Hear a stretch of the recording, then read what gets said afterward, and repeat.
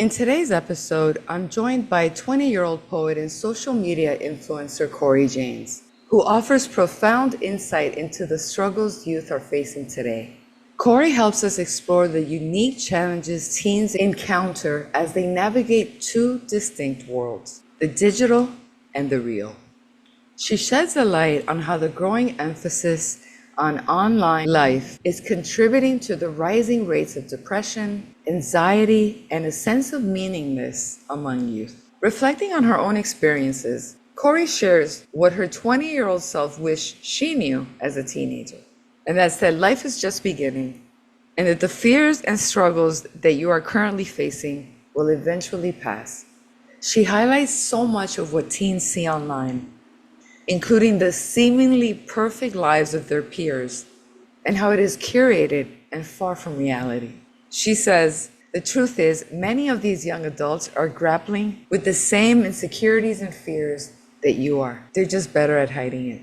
She talks about how teens, including herself at one point, compare themselves to these filtered lives online, which only fuels feelings of inadequacy and self-doubt. Lastly, we dive into the surge of mental health awareness, which is growing rapidly, even as teen mental illness is reaching an all-time high. Kori opens up about how she navigated these challenges in her teenage years and how she approaches life today. This episode is a must-watch for teens looking for guidance and reassurance in an increasingly complex world. I hope you enjoy this episode. Welcome to the Teen Rockstar Entrepreneur Podcast. Hello, everyone, and welcome to another episode of the Teen Rockstar Entrepreneur Podcast. And today we have Kori James. She is a poet and an influencer. I'm so excited to have you on the show. How are you? I'm doing good. I'm so excited to be here. Thank you for having me on. Why don't we start asking you about writing? How did you become a writer? Was this something that you always did when you were young, or was it your life that led you to become a writer? I love this question. This one is a hard one to answer because I feel like it's hard to separate who you always have been and who you are with your life experiences, because we've never really lived without our life experiences, you know? But Yes. I think if I had to answer that question, I would say that I was born with a love of writing, and I think I would have been born with a love of writing no matter what circumstance I was born in or how my childhood was. But I do think that my specific experiences of childhood has encouraged me to want to pursue this craft. You know, like things that have Yeah. happened because of my life experiences have made me want to use writing as an outlet in a way maybe I never would have. But I always say that, like, good writers are born, but great writers are learned, you know, just kind of like an athlete. You're born with athletic talents, but if you're wanting to Yes. play competitive, you have to train. And I think that there's something to that about writing as well. Obviously, writing Yeah, helped you. How did it help you? Like, what were your challenges growing up, and how did you use your writing? Was it an escape? Was it like an aid?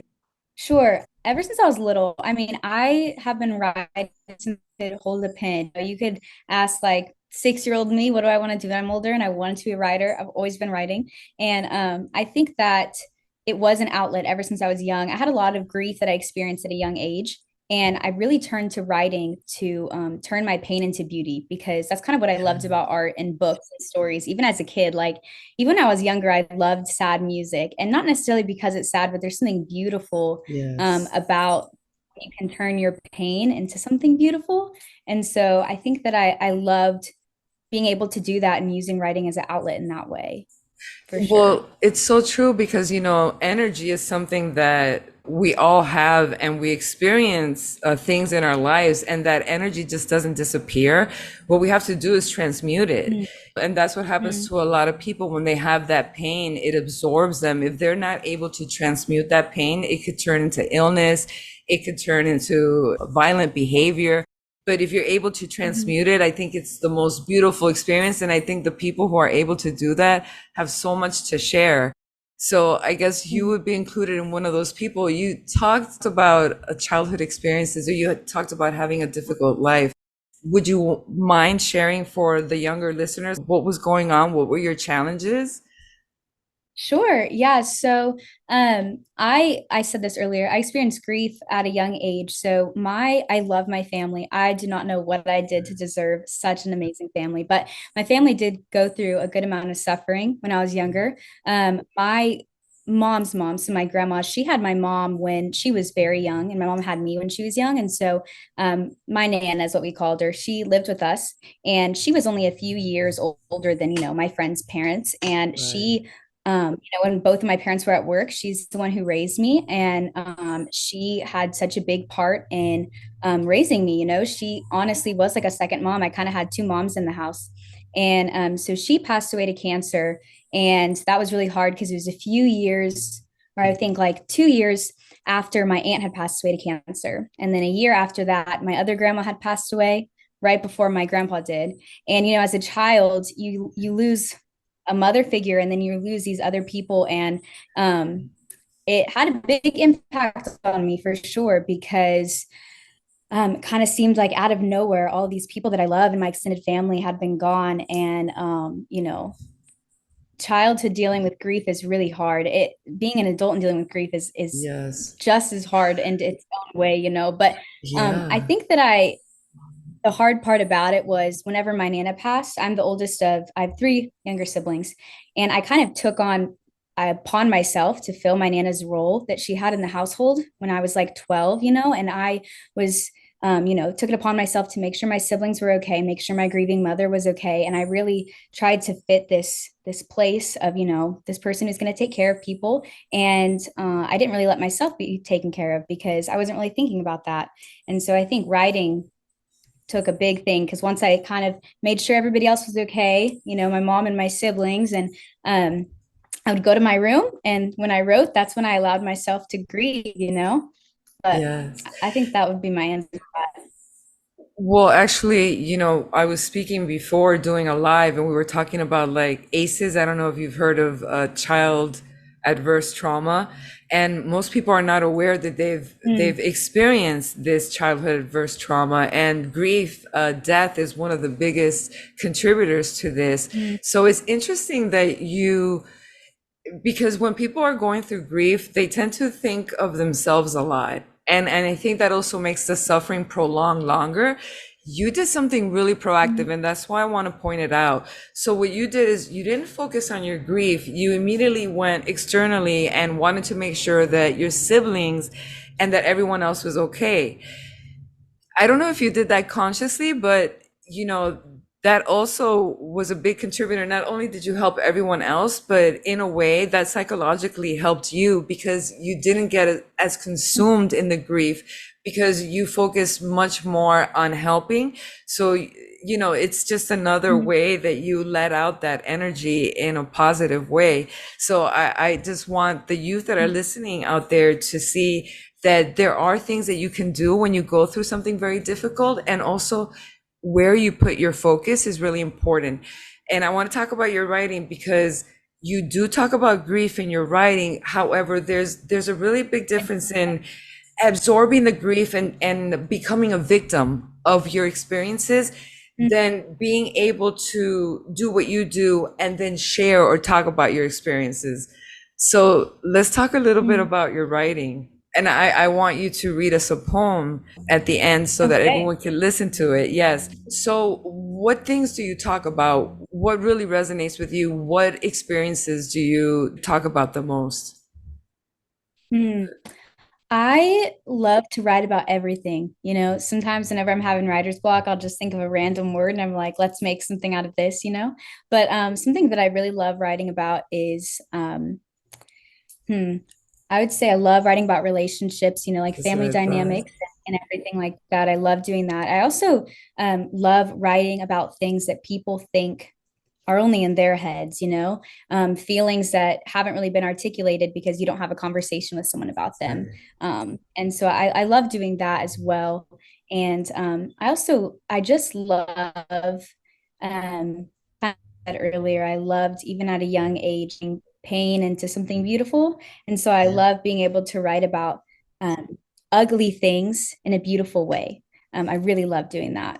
Yes, and that's why I want everyone to read your book because I know that you talk about relationships and you talk about the feelings of loneliness. And I like that you mentioned that. It's very insightful of you to be able to say, well, I like to talk about the things that people feel but they don't usually talk about. Yeah, And you know why it's so yeah, important for us to do that and why like I commend you to continue to keep on writing this stuff because a lot of times when we're going through like a lot of turmoil inside, that voice inside our head sometimes can drive us crazy. And sometimes we think that we're the mhm, only ones that feel the way we do, that nobody else yeah, could possibly understand us. And the truth is that a lot of us go through the same experiences because although we're different, we might look different, live in a different place, in a different time zone, be a vegetarian, whatever it is you want it to be. But on the inside, we're the same and we have the same human experiences. So that's really cool. What would you yeah. say has been like a really big influence for you, whether it's like a writer, an influencer, a movie? What has influenced your life? That's a good question. I love books and I love movies, so I'll try to give you a book and a movie that I love, but this Awesome. kind of seems like a cliche answer, but I'm going to say a book in my life is Harry Potter. And let me explain because I read it when Okay. I was super young. And I had never read a book about world building. And like in the writing world, world building is what you referred to as an author, creating this whole universe that isn't real, Exactly. And after I read that, that kind of made me go, I want to tell stories forever. And I want to be able to build a world that others can escape to, just like I felt like I was doing when I read Harry Potter. But for the movie question, I would say I always tell people my favorite movie is Shawshank Redemption. And the reason Really? it's my favorite movie is because, yes, I love any type of entertainment or art that is about the triumph of the human spirit. I love the triumph of the Yes. human spirit. The story throughout history that we always focus on. We focus on the suffering in history, but the biggest impacts that I don't know, history lessons had on me when I was younger is the story of resilience and the story of the triumph of the human spirit. And I Yes. think that movie, I don't know, shows it really well. Yes, it But I does. guess that's what I would say for sure. Well, Yeah. those are two great examples. By the way, I've seen it several times. I love it too. And I understand from your creative perspective how it could be fascinating and would have inspired you. And what you're saying about Yeah. Shawshank Redemption is also true. I love seeing the triumph of the human spirit. I don't know if it's because Yeah. we've experienced grief, but it also, I think that it's because it's something that so many of us go through. And another thing is also what I was telling you before that I created this podcast to help teens. And I think it's because teens are struggling so much and, sometimes they're not as resourceful as you have been to be able to find like outlets and stuff like that and be able to find a positive way to pour, whatever it is that you've been struggling and going through. That's why I think it's so important. And I wanted to ask you, since we're talking about youth and movies and all of this, I wanted to get into social media. Yeah, sure. So, what has been your like experience with social media? Has it been a positive influence for you? I'm sure it's been a positive influence. Have you seen the negative aspects of it? Have you been affected by it? I'm curious to know what your perspective is on this. Yeah, I think this is a great topic and it's definitely a hard question to answer. I feel like I could spend hours talking about this, Yeah. but I think that I've come to the conclusion that social media and technology in itself is a neutral force. And it's the user that can either make it a bad force or a good force. But I think in itself, it's a neutral force. I think that there's really good things about it and there's really negative things about it. And obviously, social media has given me the platform to follow my dream. And so there are so many amazing things about social media. But I definitely have seen the negative consequences, especially in my generation. Yeah. And I think that it kind of goes down to, whenever my generation, they they had to learn how to follow the rules and the norms of the real world, right? And their parents taught them that. And then whenever my generation came along, we had to learn the rules and the norms of the real world, but then we also had to learn the rules and the norms of the online world. And we didn't have anyone to teach us those rules. We were making up those rules as teenagers. And we had to follow both of these rules. And because something I think that adults don't really understand, when they just simply say like it's because of the phones, that's what the mental health crisis is it's not Yes. as easy as just putting your phone away as a teenager, because just like if you break the rules and you break the norms of the real world, you might be ostracized by your community. Even more so as a teenager, you are not following the rules of the online world, you're going to become ostracized by your peers. I think it's a lot more complex than just then get off those phones if you're feeling depressed or anxious, because I don't know, I think it's a lot more nuanced than that. But I definitely think that there are so many negative consequences that Gen Zers and everyone is facing. I mean, even something as small as comparing ourselves with others' lives that they have perfectly manicured to look like online, or our constant like addiction to constant stimulation that we need all the time. I think that that also goes into, I think that my generation, because of phones, and me too, we have lost the art of being bored. Whenever Yes. we're in a fast food line, and our parents, or my parents, they used to be in a fast food line whenever they were my age, and they use that time to think, right? And we have a moment of boredom, and we have a direct thing in our pocket that we can cure it with. And there is something good about being bored and thinking and not having something all the time, because now instead of using our boredom to think about what we believe in, we use our boredom to go listen to what other people believe. We don't let ourselves actually think. And of course, that's causing us to be anxious. And of course, that's causing a more proclivity to be depressed.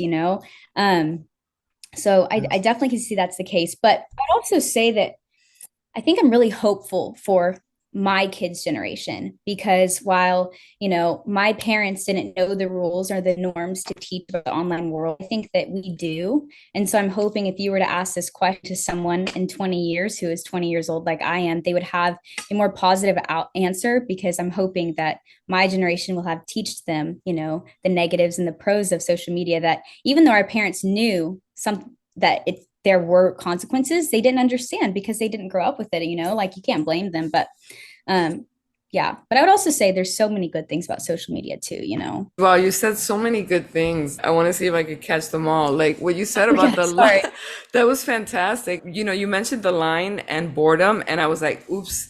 Like I've been catching myself do that lately. So, I Yeah, can understand how with teens, because when you're young, you still haven't learned those self-management tools. exactly. So you're much more impulsive. You're not good at decision making. So of course, it's going to be much harder for a teen to put down that phone than an adult. But I find myself doing that too. So it's a part of Right. technology. And what it is what you said. Whenever we have a new technology, or whenever we have something that's new introduced into society, there are people that are going to suffer. It's like the first time the plane came, there were the first couple of flights, some of them fell. People died. Yeah. you know, that's what happens. And I feel Yeah. like it's the same thing that's happening with technology. We are now learning through the mistakes, and we will rectify them. And you're right. By the time you have children, we've probably have gotten it okay, have probably have all the information, all the research, all the experiences, all the mishaps that have happened. And so we're going to correct it with time. But there are things that you can do in the meantime, so that we don't suffer, because a lot of youth are suffering. And what you were talking about, I want to ask you a couple of questions about that. You Yeah. talked about the comparison. Now, Yeah. we're comparison creatures by nature. People don't Yes. understand that, but we are. And in a way, we need to be, because how are we going to understand about ourselves? How are we going to understand how well we're doing, or what we need to improve, if we don't compare ourselves to others? So it's a human thing that we all go through. The thing is, what you were saying, we compare ourselves to others online, and what we don't realize, especially teenagers don't realize, is that a lot of people online have a manicured life, like you said. And a Yes. manicured life doesn't mean a perfect life. And a lot of times we think that the people on our wall, their lives are perfect, and we suck and we hate our lives, and, all of that. So you being young, you felt that. How did you deal with Yeah. that? It's a good question. I think that as I've been growing older, I've just been able to tell myself more that it's not real. You see all of these celebrities and you see all of these people, or even this is something that I think is interesting. Even you're in high school, say, and the popular friend group or whatever, their life looks manicured online, but they're just a high schooler. So certain they're not living in Hollywood. Certainly their life is going to have just as many problems as your life is having.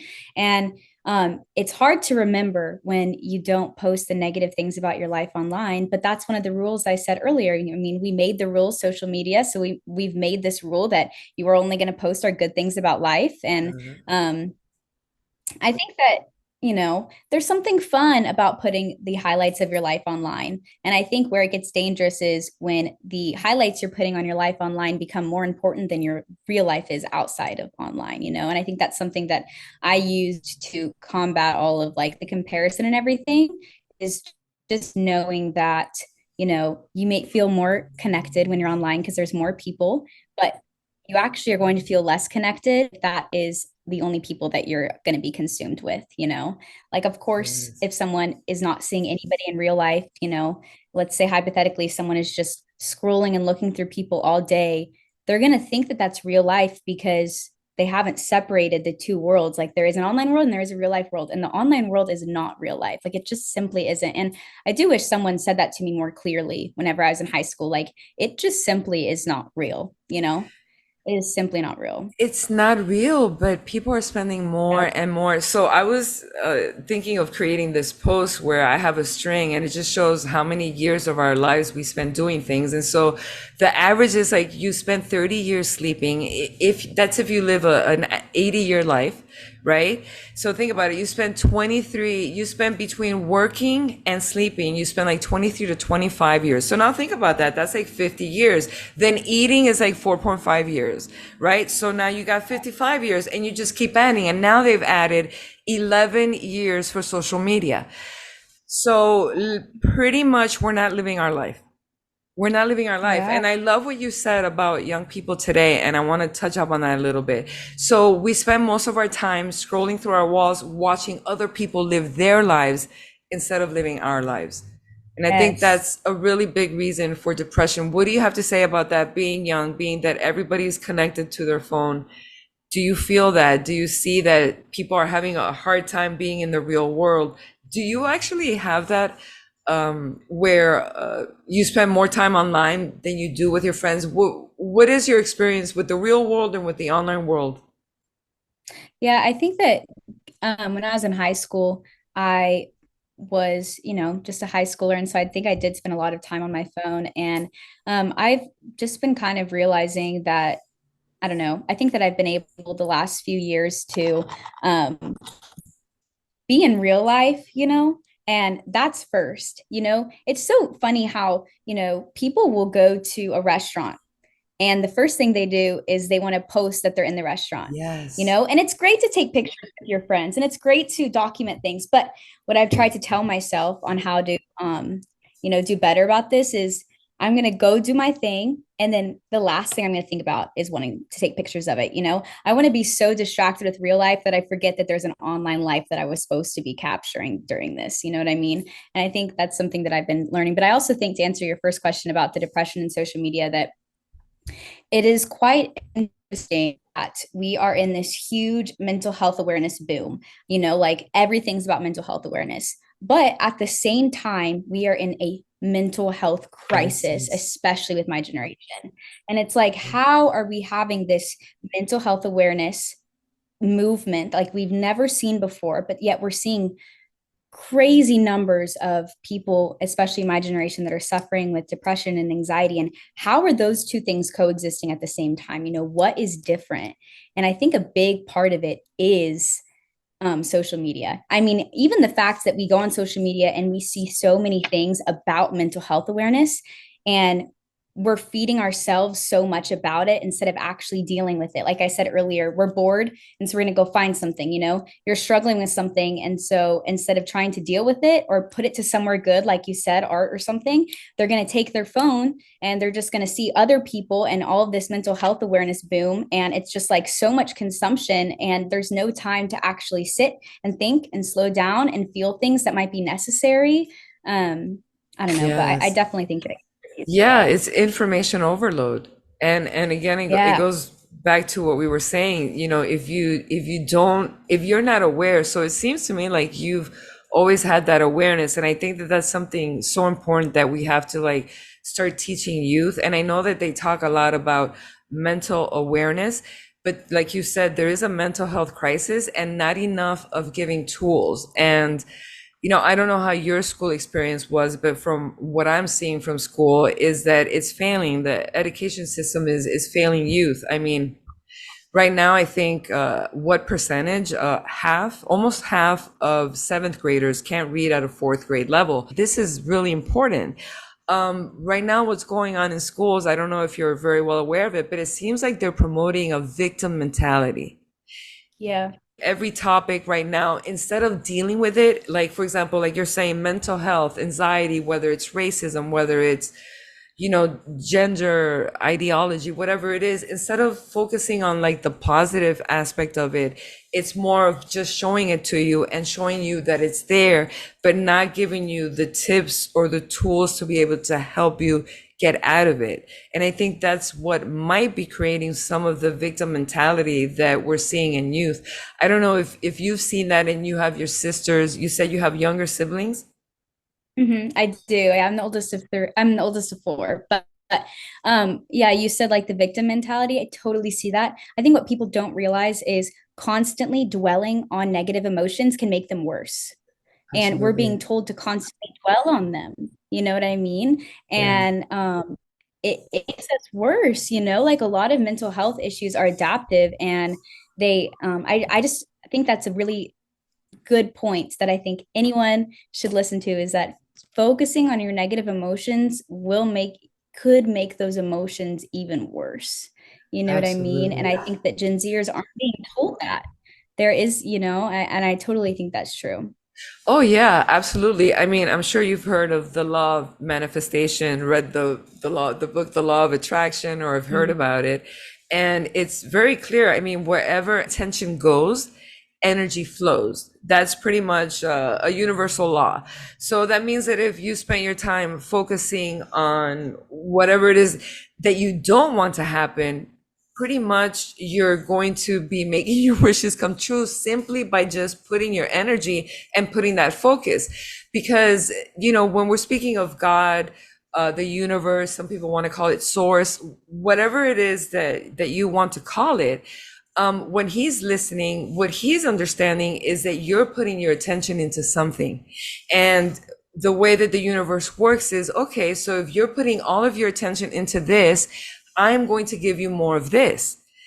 So subconsciously we Mhm. are attracting these things into our lives. That's why I'm a big promoter of managing your negative thoughts, becoming aware of what that critical mind is telling you, because the more awareness you develop, then the more you're able to control and manage those negative thoughts and have a more positive future. About school, have you noticed this happening with your sisters? I don't know where it is that you're living. Where is it that you live? I live in Texas, Oh, you live in Houston. Texas. Yeah, I they see it. I was gonna say, whenever I was in middle school, technology, it was still there. I mean, we had social media kind of, but I'd be in sixth grade and we'd be catching lizards outside, me and my friends. And I have a sister who's in seventh grade, and I don't see any of that, And I think middle schoolers now, especially middle school girls, they're really focused on the comparison thing, and they are trying to get the right makeup and get the right clothes. And it's really sad because I think social media has made our youth grow up really fast. And like for sure. And yeah, like you were saying earlier about I don't really think of it as manifesting. I know some people that's what they call it because as a Christian, like I kind of think of the same thing as think of it the same way I think of prayer. Yes. And I think another thing though is that there is a lot of this idea of put what you want and something good's going to come back to you in the world. And something that I've been learning recently actually is like good things happen to bad people. Yeah. And sometimes we try to do everything we can to do something and it doesn't work, and that doesn't necessarily mean that our life is over. It means that that door is closed. And I mean, I always think about it like I always say that God closes the door to open another one. You know what I mean? And I think that dwelling on those closed doors or dwelling on these negative emotions, it makes us unable to see the good things that come out of it. I've been realizing recently, I've always struggled with anxiety.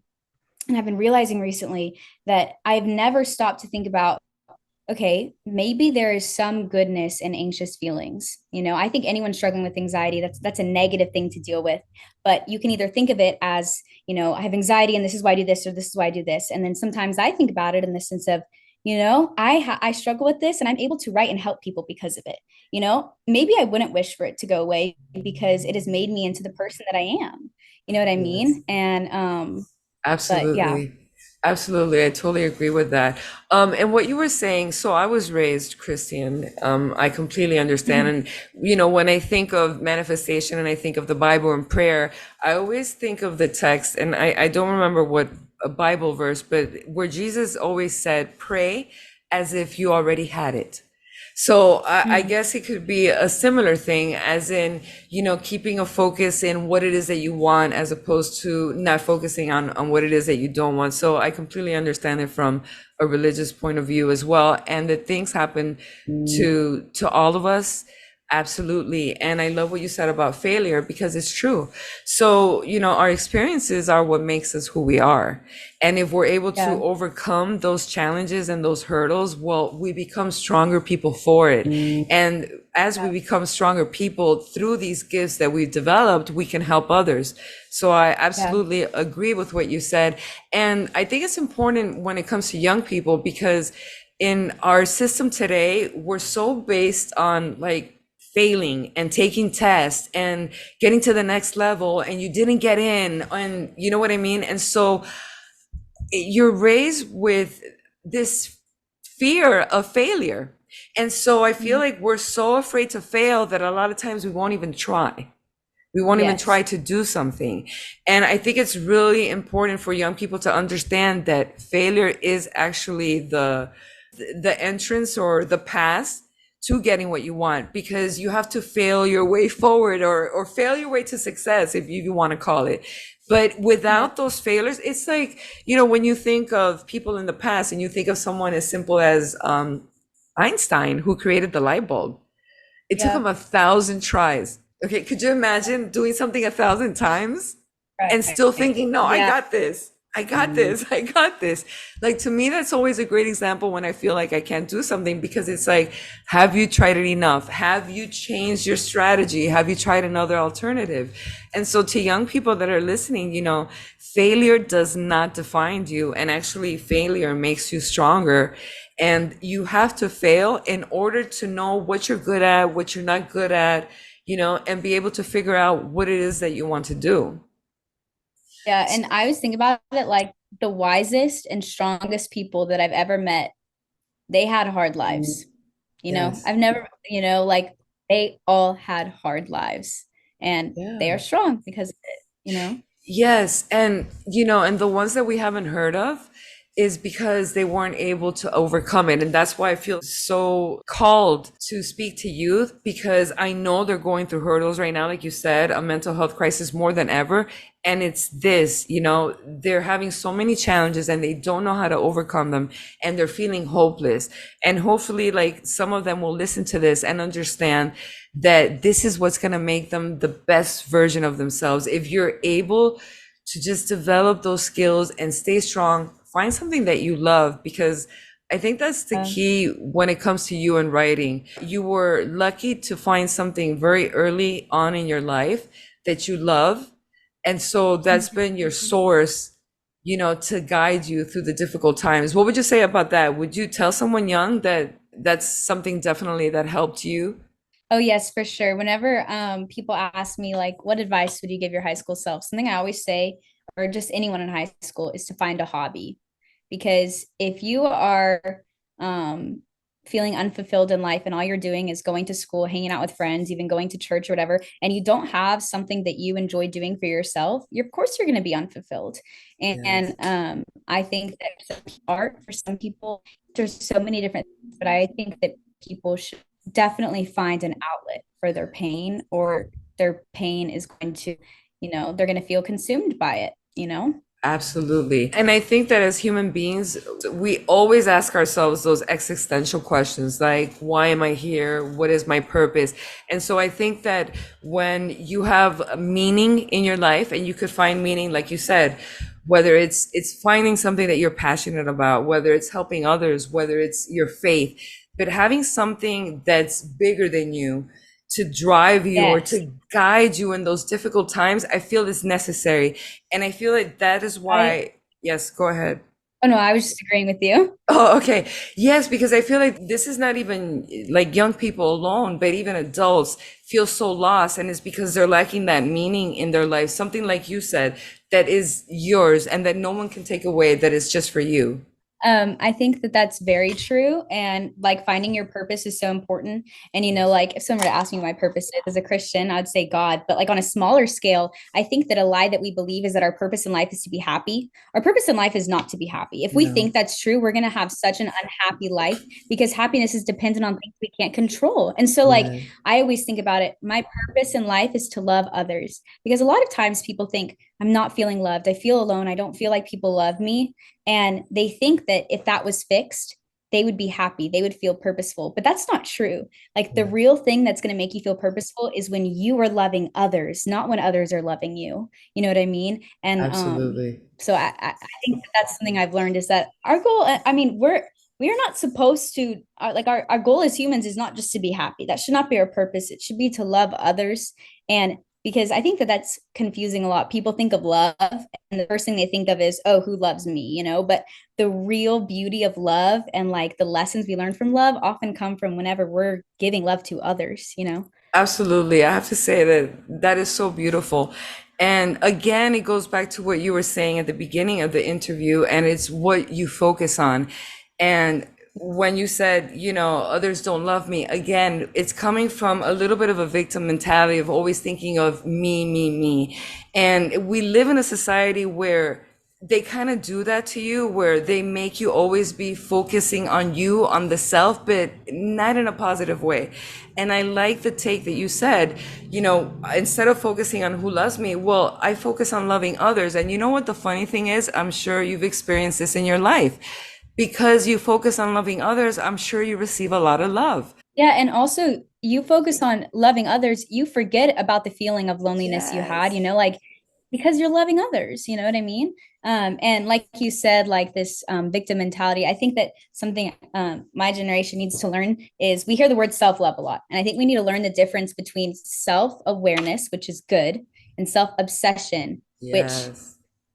bad for ourselves, you know? Like Yeah. we need to step out ourselves and see the bigger world and see the bigger picture. And if we're like obsessed with ourselves so much, then we might not be like, okay, this pain I'm feeling right now, it's fleeting. Like look at everything around me, and I'm focusing on just this thing. And I think that's something people need to learn is the difference between being self-aware and being self-obsessed. Because I think it's a fine line.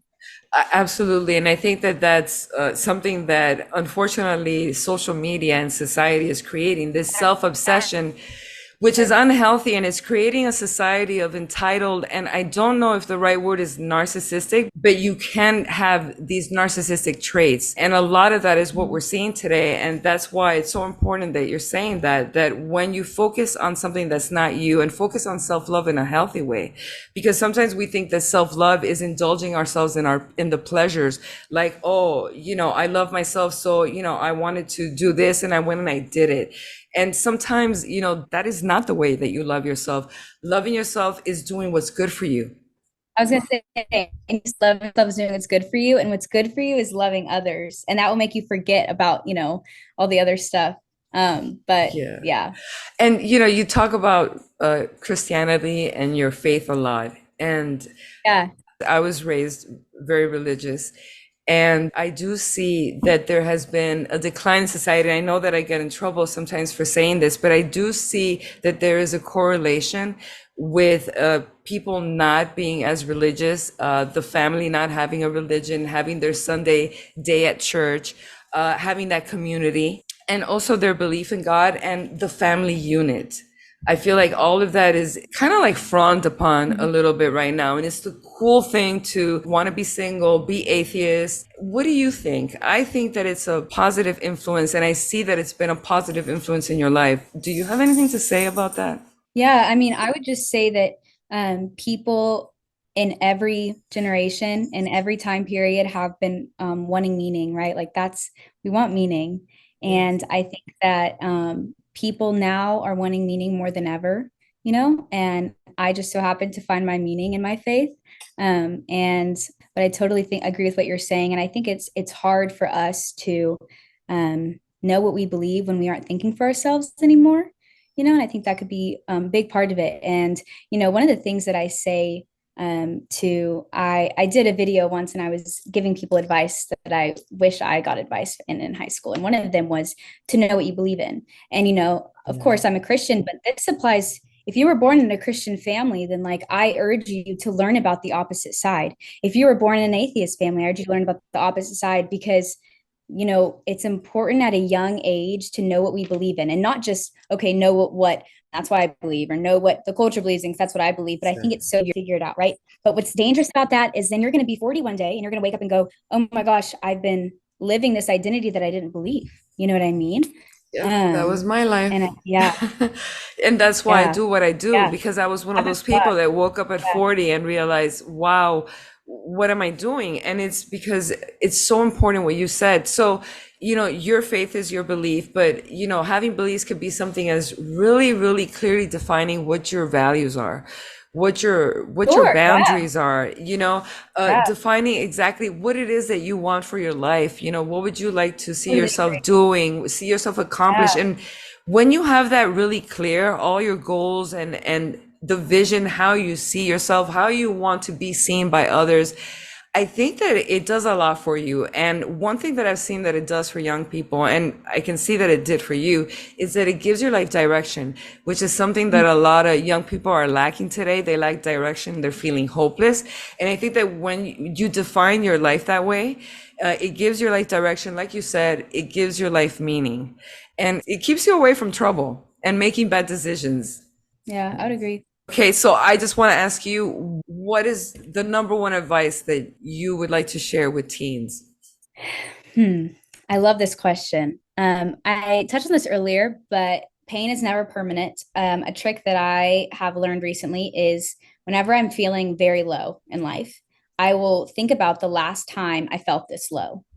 And I will realize that there is space between the last time I felt this low and between me feeling low now, which means that it's never permanent. And when we're having pain, we have blinders on and we think that this is all that matters. And I think it's important to take a step back and even look at your own life and go, you know what? Pain is never permanent because I can remember the last times that I've experienced things and I've been over it. And I think another thing I would say is, and I don't know why no one told me this in high school, but that the things in high school that we think matter, they simply do not matter. And I don't know why we are not telling people that, but the whole like, oh my gosh, who you sit with at lunch. When you're an adult and you go to dinner with your family, you're not going, look at who they're sitting at lunch with.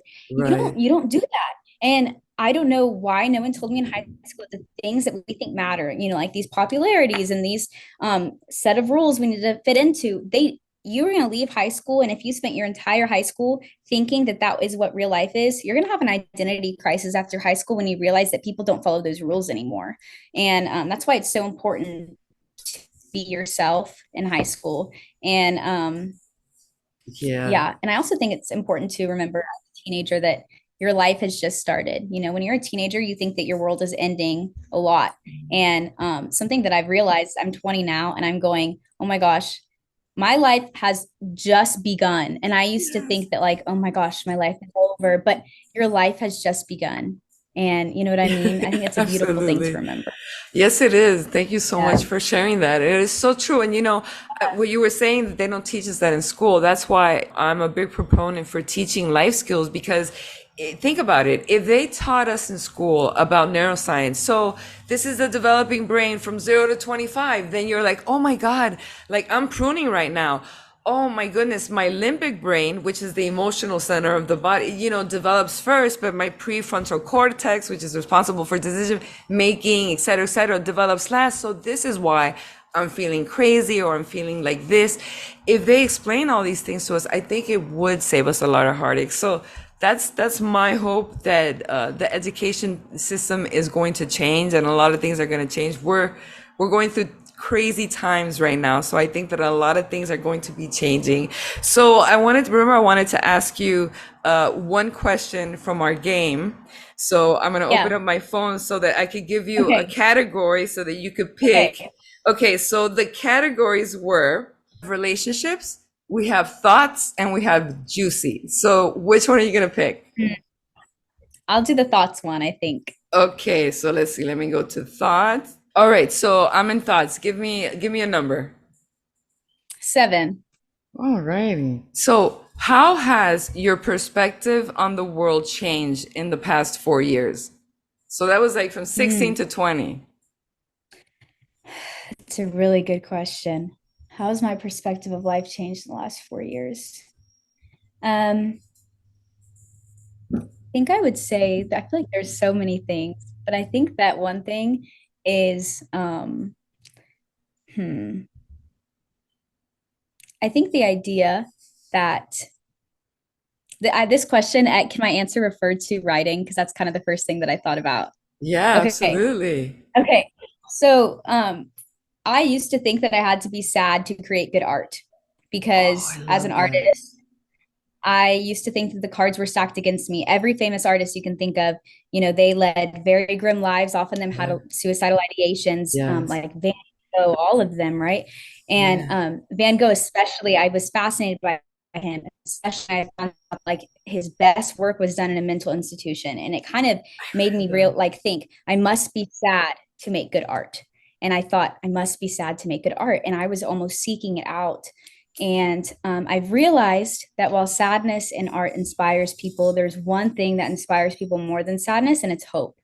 And so I think that my perspective on the world has changed in the sense that I thought that it had to be sad to be beautiful, and it doesn't.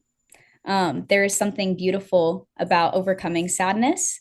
Um, and I don't know, that's kind of my artsy answer to that, but I hope that answers that question. I love it. It's so interesting. I was reading about Van Gogh and had heard about that. So it's so fascinating that you know that. But it's such a beautiful answer. And I think that it's so true. Once again, it goes back to our beliefs. Sometimes we create these beliefs in our heads, but they're Yeah. limiting and they limit us. And, that was a limiting belief that you were able to overcome. So that's fantastic. So would you read us a poem? I would love to. I'll get my book Awesome. out real Awesome. quick. I think I'm going to pick one that kind of goes to what I was talking about earlier about grief and kind of growing up too fast. Okay. Um, oh, let me get it. Or actually, I changed my mind. I'm going to do one about technology because I like the Oh, conversation about okay. that. Awesome. This one's called Click and Scroll. Okay. It's page 92 of my book. I was born in the wrong generation. The worst part is I become the very reason I despise us. I don't stick out like a sore thumb anymore. I am the crowd, part of the noise causing my ears to bleed. I don't even blame us. We were just children when they strapped our bodies down to lab tables, stuck computer wires in our veins, guinea pigs, handed us our first phones in middle school. We were raised by them. Going outside began to feel boring when compared to a world in the palm of our hands. How are we to know it would create an addiction to constant stimulation? It's everywhere. We scroll through the trash so much our fingers have headlines tattooed on them. In high school, our parents had the audacity to tell us we were sad because of our phones. Of course we were. They didn't understand. What we learned to sit outside alone. We never learned silence can be comfortable, so we labeled it as threatening and went back inside where our peers were scrolling, searching for the next dopamine fix. They don't enjoy conversations like I do. I'm hungry for it. They are too stuffed with their own self image to see they are eating themselves alive. I beg them to wake up with me, see that there is an actual world we can live in, reality, aside from the one that they can watch. Love isn't even able to snap people out of it. Romance is dead and we killed it. We were in elementary school when porn was accessible, products of screen addicted children who learned what love was by watching fake snippets online. I just want to be able to sit down and read a book. I just want to be able to think, to be bored without having an out in my pocket. It's helpless. So I click and scroll until I go crazy, until I say I want to throw my phone away. I never will. We are slaves to the system, yet our parents wonder why so many of us are depressed. Maybe it's because we don't know how to sit and read a book or go outside or even to love. I just want to feel real again. But do I really mean that? Because when I'm done writing this, I'll pick up my phone and scroll as if all my thoughts and emotions have been paused. I was born in the wrong generation. Wow, that was beautiful. Thank you. Wow, Thank you so much. and I want to thank you so much for doing this podcast interview Thank with you for us. having me on. And thank It you was guys for great. listening to another episode. I hope you guys enjoyed this episode and got a lot of information out of it. And please visit Kori, get her book, listen to her stuff, and be inspired and think about the stuff that we talked about and apply it in your personal life so that you too could find meaning and be able to overcome the challenges that life is going to throw you. So thank you so much, guys. We'll see you in the next episode of the Teen Rockstar Entrepreneur Podcast. Hey Rockstars, that wraps up another electrifying episode of the Teen Rockstar Entrepreneur Podcast, where we dive deep into the journeys of incredible minds shaping their destinies in the world of business, solo, and entrepreneurship. Now, before you hit that pause button, I've got some exciting news for you. If you're ready to take control of your life, eliminate anxiety, insecurity, and fear, then look no further. Head over to the teenrockstarentrepreneur.org website to grab your very own copy of the comprehensive 140-page Designer Life Blueprint Teen Workbook. This workbook isn't just a guide, it's a roadmap to unleashing your true potential. Packed with insights, exercises, and strategies, it's your key to crafting the life you've always dreamed of. A life where challenges are conquered, dreams are pursued, and happiness is your companion. So what are you waiting for? Visit teenrockstarentrepreneur.org and kickstart your journey to a life of purpose, passion, and success. Stay inspired, stay motivated, and remember, your journey is just getting started. Until next time, keep rocking and rolling towards your dreams.